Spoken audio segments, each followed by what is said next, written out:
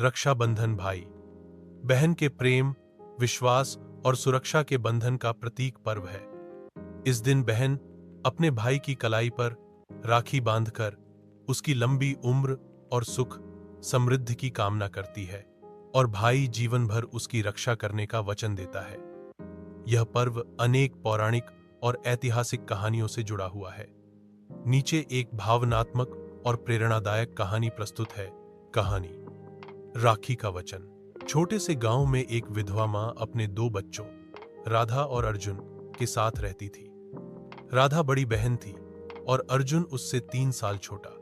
पिता की मृत्यु के बाद राधा ही अर्जुन की मां जैसी बन गई थी। वह उसे स्कूल भेजती, खाना बनाती और हर कदम पर उसका ध्यान रखती थी। वर्षों बीत गए। राधा अब 20 वर्ष की हो चुकी थी और अर्जुन 17 का। परिवार बहुत गरीब था, लेकिन दोनों भाई बहन में अटूट प्रेम था। रक्षाबंधन का दिन आया, पर इस बार घर में ना मिठाई थी, ना नई राखी।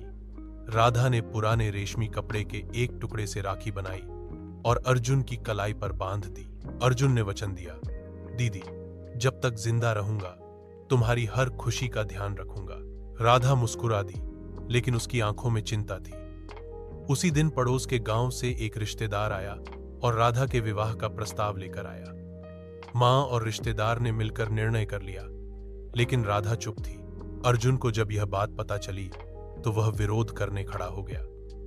उसने कहा, दीदी की मर्जी के बिना कोई विवाह नहीं होगा और जब तक मैं अपने पैरों पर खड़ा नहीं होता, दीदी कहीं नहीं जाएगी। उस दिन अर्जुन ने ठान लिया कि वह मेहनत करेगा और बहन को हर खुशी देगा। उसने पढ़ाई में जी जान लगा दी, छोटी मोटी नौकरी की और कुछ सालों में एक सरकारी नौकरी पाली। फिर एक दिन वही रक्षाबंधन आया।